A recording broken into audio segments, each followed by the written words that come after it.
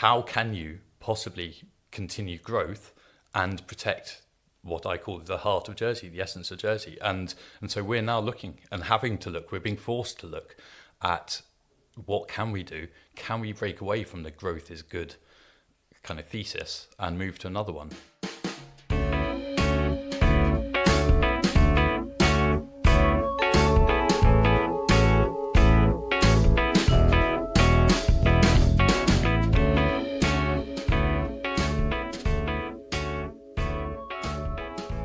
Welcome to the Bailiwick Podcast with me, Fiona Potney. Population, population, population, figuring out whether the number of people in Jersey ought to be going up or down, and resolving the pressures that both of those options bring, is a conundrum that successive governments have failed to resolve. COVID swept the discussion off the agenda, but Brexit and the housing crisis have pushed population policy firmly back into focus. Contrary to what some might think, population policy isn't just a list of levers for controlling immigration, like work permits and housing permissions. Instead, it sets out a vision for what living in Jersey will be like in future, and aims to overcome impending challenges like who is going to look after our growing group of elderly islanders, and how will we stop the brain drain of skilled local youngsters. Some politicians are of the firm view that growing the population is a price we have to pay for growing the economy. We need a regular supply of talented workers to keep the island thriving, they say. Others say that there are simply too many people in Jersey, and that if we don't want the island's critical infrastructure like hospitals, schools and reservoirs to start buckling, we need a strategy to start slashing numbers. But Deputy Kirsten Morell suggests this binary thinking is out of date and that Jersey needs a Goldilocks approach. He wants the island to aim for net zero migration, the same number of people leaving as entering each year, and suggests that to achieve this, maybe we ought to start measuring our island's success in well-being rather than monetary terms. I spoke to him about why he thought his vision was just right, and started by asking him why he believes it has taken Jersey so long to come up with a population policy. If you look beyond this government, at all governments kind of through the last 20 or 30 years, I believe it's because it's a really scary, very complex question that government has been unwilling to get to grips with, because the big downside, if they get it wrong, in government's mind, I believe, is economic downturn, is pressuring the economy to the extent that it starts failing in some way or other. And so I think that's basically why no government has really actually got to grips with it yet. I think the downside is too large from their perspective, or government's perspective, and the actual matter itself is exceedingly complex. And so you used the word scary there. There are a lot of questions that get thrown up when we talk about population policy. You've talked about the economic side. What other elements might cause that fear or anxiety when considering how a population policy might be put together? Well, population is all sorts of things. It's without population, you don't have society. And so you need a certain kind of critical mass of population in order to attract various not just activities, partly economic activities, but also social activities. For instance, we would have fewer flights to Jersey if we didn't have probably around 100,000 people. If Jersey was to go back below that to kind of 90,000 people, then you probably would see EasyJet pulling away and saying, you know what, it's not really in our interest anymore, and the same with British Airways. And so you start to lose connectivity like that. Obviously, social matters, so whether it's kind of events and concerts, again, you need a kind of critical mass of population to get lots of concerts happening or lots of social events happening. And so from a population perspective, the idea that you reduce population in most politicians' minds, I suspect, and by that I mean politicians everywhere, and certainly in economists' minds, is that a reducing population would lead to a less interesting place to live, let's say. And obviously from an economic perspective, they would argue that it means a less financially capable place of living. So does that mean growth is good then? And that's the big conundrum, because growth has been good in politicians' minds and economists' minds for decades, if not centuries. That's been the simple equation. Growth means better standard of living. And where we are now, and certainly Jersey, I believe, is honestly at the forefront of this in many ways at a global level, is having to look at our incredibly constrained land mass and say, hold on a sec, we've already got, let's say, 110,000 people living here. That works out at over 2,000 people per square mile. That's a really high population density for anywhere. And how many more people can we cram in here without destroying the essence of Jersey? And certainly in my mind, and I believe in many islanders' minds, the real essence of Jersey as a geography is the countryside, the beaches, that sense of being able to be remote, whilst actually you're not far from anywhere. Town is just a few minutes away wherever you are. And so how can you possibly continue growth and protect what I call the heart of Jersey, the essence of Jersey? And so we're now looking and having to look, we're being forced to look at what can we do? Can we break away from the growth is good kind of thesis and move to another one? And I'm a believer that we can, but in order to move to another way of thinking about our kind of economy and society, we actually need to start doing some work now. We can't just keep talking about it.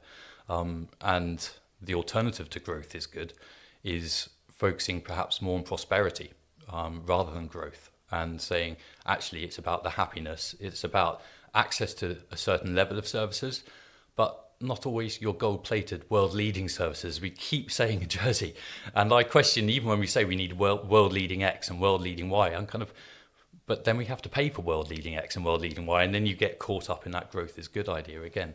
We are an island, and we're a really, really small island, and I sometimes think people forget that. One of the things that you've put forward to reimagine how we look at population is the idea of having net zero growth. What would be the building blocks of achieving that? Well, that's it. For me, net zero population growth, which means a stable population. So if you were to have it today, it'd be, let's say, 110,000, and it wouldn't grow. It wouldn't diminish either. It'd be keeping it level. So net zero population growth, in my mind, is an aspiration that at some point, I believe Jersey will want to move into that situation. Whether it's now at 110,000, whether it's, let's say, in 30 or 40 years' time at 150,000, or whether it's in a century's time at 200,000 people. I don't know when we'll set that, but I think at some point we're going to have to just say, you know what, we really can't have any more population growth. But to achieve that and to be in a position to allow ourselves to do net zero population growth, what you said is absolutely right. We need to put in foundation stones, certain building blocks, because without those building blocks, net zero population growth is a meaningless phrase. It can't be done. And the basic ones are a broadening of our tax system, away from a reliance on personal income tax, because it's simple, especially when you've got a demographic that shows a kind of bulge at the top with an aging population. In order to maintain current levels of services with a personal tax system, you have to keep having more people coming in. It's just that simple, because you've got more pensioners, more people towards the end of their lives. And I will be one of these. You know, we're talking kind of 20 years away, 30 years away. I'll be that 65-year-old. And when we're that age, we demand more in healthcare services. Naturally, it makes a lot of sense that we do. And obviously, it tends to be the case that people over 65, 70 work less. It's understandable. We want to retire. But if that's where the majority of our population is, then to keep the level of service, you have to keep feeding the system with people when personal income tax is your way of getting money into government. And so from that perspective, we have to broaden our tax base away from personal income tax if we want to ever think about net zero population growth. And also the pension system and social security system, which relies on today's workers paying today's pensioners. Again, with an increasing number of pensioners, you need an increasing number of workers to pay those pensions. And so unless we change that system as well, we have no ability ever to think of net zero population growth. It's not an option unless you change those two things at the very least. I think I remember in a previous states debate you described it as like a Ponzi scheme, the way in which it's functioning. Yeah, the pension scheme is a Ponzi scheme. And there are a lot of islanders who feel that way because it is. And it's not derogatory to call it that. It's the way it was designed back in the 60s. And it seemed, I assume back then, it seemed like the right way to do it. But it's not a sustainable way to do it because again, it requires additional people to come to Jersey in order to maintain the system. A lot of what you've been talking about is you've talked about prosperity, for example, and making the island a vibrant place. And that's one of the key ways in which we can make our island an attractive place to remain for a lot of young people that go away. Can you tell me a bit more about how we can achieve that vibrancy? Well, one of the ways is, I believe, is from a skills perspective, and also, do you know what? I think it's really simple. It's confidence. It's young islanders, in my view, need to be persuaded that they can have the confidence to do things and achieve things. I mean, one of the things that makes any society vibrant is, in my view, young people. They have new ideas, they want to create new projects, do new things. And so if we can instill a sense in our school children, university students and people in their 20s and 30s, that Jersey is a place for opportunity for them, where they can really try new things and do new things, but in a way which doesn't require lots of people to come in, then I think we'll go a long way. And in the digital age, and an age where technology is increasingly doing all sorts of work, it can be from perspective of running a hotel. You now can have robot cleaners. So immediately, the floors perhaps no longer need to be swept by a person. That can be done by a robot. So you don't need quite as many people on the cleaning staff in a hotel. Similarly, in other professions, a lot of our work in administration, fund administration, things like this, that can be automated. So I'm not asking for the mass redundancy of lots of people. What I'm saying is that we can set up businesses that use technology to their best effect to ensure that those businesses don't need a constant churn of people coming in. And that way you can have a really vibrant, economically successful place, but without requiring population growth all the time. At the end of the day, prosperity is about happiness and about feeling that we're doing well. It's not about beating the person next door, which is what growth seems to be about. Let's just pause a second on the topic of young people. One of the key barriers we often hear about is the cost of housing, and that being a major factor in many of them going away. Now, to bring those house prices down, that presumably means that some older people will lose out. Their argument might be, I've had this house for a very long time. It's my right to have a property that has appreciated in value, and I want to have that value for both myself and my family. I mean, how do we strike that balance? How on earth can we do one thing, helping, say, for example, a younger generation, without the other being affected badly, and vice versa? It's incredibly difficult. You're absolutely right. And there is a generational issue. And I found it very interesting that when COVID hit, speaking to my daughter's age group, which is kind of mid-teens, some of the ways they described COVID suggested that they had a certain resentment towards the older element of the older generation in our society, and that's incredibly sad. But it's because they are growing up in a world, or in an island, I should say, where they don't believe they can afford homes, where they don't believe that their job prospects are going to be as good as their parents' or their grandparents' job prospects. And that's an incredibly sad situation to be in. I mean, it's a kind of fairly old adage that the one generation expects, to leave a situation where the next generation will do better. And for the first time in a long time, we're looking at a situation where one generation is leaving a situation where the young generation will do worse as a result. And so I can understand why there's some resentment there. It's not what anybody wants, and we need to work around that. And to do that, I believe that we need the older generations, and that includes me, to really look at what we're doing and saying, hold on a sec, should we really be taking all of this? Is it right that I live in a very big house until I'm kind of 80 or 90, or should I be looking to downsize? Should I be doing something which, whilst it may put me out a little bit, is the better thing for society? It's a really difficult question. I believe government can't ever mandate something like that. It has to incentivize. There can be tax breaks, stamp duty breaks, things like this to make it financially a better choice. But if somebody at the end of the day wants to live in the house that they've lived in for 50 years and in the community they've lived in for 50 years, I think that's absolutely their right to do that. And we just have to ask them to think about perhaps making different choices. But again, I'm middle-aged. I can't stand moving house. It's the chore I dislike the most. Of all the chores in life that I've come across, I really dislike moving house. To do that in my 70s or 80s is not something I envisage wanting to do either. So if I don't want to do it in my 40s, I'm really not going to want to do it in my 70s or 80s. But all we can do is try to incentivize the idea of downsizing in order to free up housing stock for the younger population. I mean, there's also another issue about home ownership, and I think this is interesting. My grandfather was a deputy for St Saviour's back in the 80s and 90s. And one of the things he always used to say was Jersey will be at a point where only the wealthy can own homes and everyone else will have to rent. And he said that not because that's what he wanted, but because that's what he saw the trends in society being. And certainly here we are kind of 30 or 40 years later, and that's exactly the position we're in.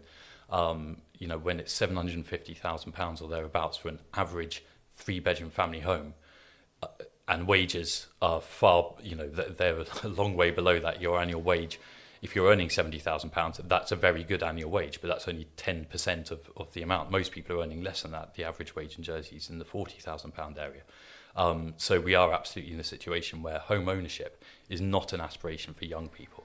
That's incredibly difficult for them to accept, and means that they then look further afield. I mean, I saw a property in the UK just a few days ago in a magazine that I subscribe to, and it was in Scotland. It was a farm, but it's 50 acres with farm buildings for £350,000. Wow. And okay, it was north, it was far north, but at the end of the day, to buy 50 acres in Jersey, it's going to be more like 35 million rather than £350,000. So, for £350,000, you can get a flat.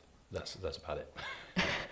One of the things you mentioned is that perhaps some of these changes in thinking among the older generations wanting to downsize, for example, could be supplemented by financial incentives, but perhaps there's also a kind of a community and social argument that also needs to be made, a kind of psychological rethinking of what we value. It seems that your argument is largely we need to move away from just thinking about the economic side of things and more towards prosperity, wider societal happiness. How can we measure that? And also, how can we make that argument to people that this is something that we should try and value more?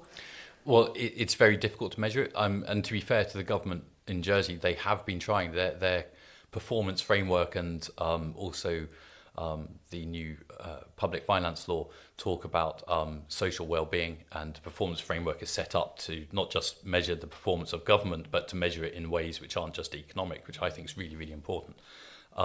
So there is an understanding that we can't just measure things purely in economic terms, and Jersey's government is attempting to do that. But yeah, it's tricky, and one person's idea of happiness might not be the next person's idea of happiness, so that's very difficult as well. I think one of the things we need to try to do, which is what I'm concerned Jersey is really losing, is try to focus or find again that real sense of community. Now, COVID, one of the better sides of COVID was that in many ways, whilst we were all trapped in our houses and our flats, there was a big kind of movement within the community to help people and to help each other and to help those who are more vulnerable. And that was a really positive side, which shows that Jersey still has a real sense of community. But at the same time, perhaps what we're not seeing is the same level of mixing between generations. It's one of the reasons I love the Battle of Flowers. And the Battle of Flowers is wonderful, not because the parade that they put on in August so much. It's when you go into the huts and the sheds, and you'll see 80-year-olds working with 8-year-olds making flowers to put on those floats. And that's when you realise, hold it, that's what community is about. And so if we can perhaps find our way back to that sense of intergenerational community where we're there to support each other. Young people learn from old people, and old people also learn from young people. And we also gain huge happiness from that interaction. And so perhaps if we can find that again, saying that makes it sound like it's gone. It hasn't gone, but perhaps if we can really focus on that intergenerational element of life, and that will help. And one of the things I do worry about, especially when you talk about buying this kind of affordable homes for young people and sheltered housing for old people, is I worry about a ghettoization of different generations. And that's a really bad place to be in. When we're building houses and we're building estates, we need to be making sure that we have old people living alongside young people, because if we split those two apart, then we really are ripping at the heart of our sense of community. So if we manage to achieve this net zero population target, imagine this vision does come to life, what will Jersey look like in 50 years in your view? Well, in my view, Jersey will look like a very satisfied and happy place. It's a place where industry continues, but it's, as I said, using technology to ensure that Jersey's industries across the board are operating at peak economic efficiency, but without the input of human labour. So technology picking up that level of human labour. And another element I think of Jersey, which I'm really keen on, is that particularly in the public service, is that we stop just looking towards the UK. I think in order to achieve this, we have to have the best minds. And so in order to achieve that, we have to look beyond just the UK. We have to look internationally for the people that can help us. And also, I believe, so when we do have a place to fill, that we need an outside person to do, which we always will. We're never going to get rid of the need to bring skills into Jersey, but that we look globally for those people. And similarly, and perhaps the most important part, is that Jersey is a confident place. And for that, we need young people in Jersey to believe that they can achieve whatever they want in this island. And so we need a civil service that they look at and think, oh, I can rise to the top. We don't have that at the moment because the civil service is not got Jersey people in the top levels of the civil service. There's no one that they can look at for as a role model. And it's the same in business, is that if you do want to go into business, that it's easy. Jersey's always been such an enterprising place. We mustn't bog it down with regulation. And so I want young islanders to look and think, I can set up that business. I can set up that store in the retail sector, which is run like no other business that is trialing new technologies to do it. And if I fail, that doesn't matter. I will have learned, and then I'll be able to move on and set up a second business, which will be more successful. And so Jersey we need to really instill a sense of confidence within young islanders. And that, for me, is one of the biggest issues that we have to grapple with over the immediate future, the next few years. Deputy Morell, thank you. Thanks for listening to this week's Bailiwick Express podcast. To follow the latest reporting on Jersey's population problem, visit bailiwickexpress.com. If you've enjoyed this podcast, please like, share and direct your friends to listen to our previous episodes in all the usual pod places. The title and end track was I Shift My Weight by Luno. More next week from me, Fiona Potney, and the Express team.